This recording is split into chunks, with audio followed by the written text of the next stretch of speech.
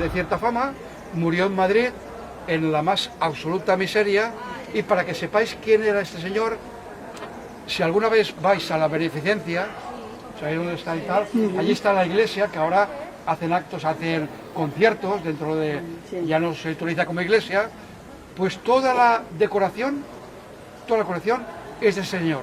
Y entonces hay una anécdota muy famosa, que el señor estaba por unos andamios subido a los techos pintando, y las monjitas de la caridad estaban por allí, pero claro, como era agosto, hacía un calor insoportable allí, pues el señor iba sin camisa, con pantalón corto, y la monjita le decía: oiga, don fulano, oiga, un poco de respeto, que esto es una iglesia. Pero se cuenta que las monjitas nunca levantaban, o sea, nunca bajaban la cabeza.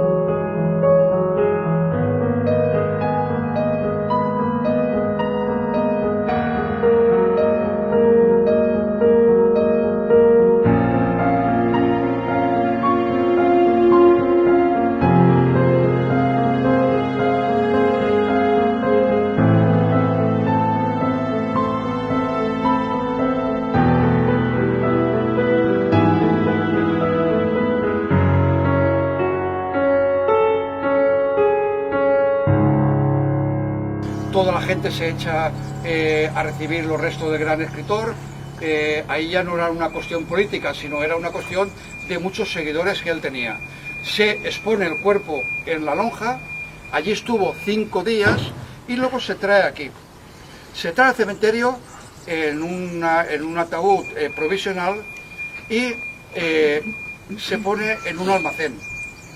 Mientras que se había proyectado, el arquitecto Wöhrlich había proyectado un gran mausoleo que estaba en el crematorio. Pero, ¿qué pasa? Viene la guerra civil, todo eso se queda sin nada, o sea, el proyecto no se hace. ¿Y qué pasa? Que la hija Libertad le dice al alcalde de entonces: oye, vamos a poner mi padre en un nicho provisional porque viene la guerra y no sabemos qué va a pasar. Lo más seguro es que tiren todo. Bueno, pues lo ponen aquí. Y entonces, en su momento, ponen una frase que él dijo en vida en una locución en el Cabañal: quiero descansar en el más modesto cementerio valenciano, junto al Mare Nostrum, que llenó de ideal mi espíritu. Quiero que mi cuerpo se confunda con esta tierra de Valencia, que es el amor de todos los amores.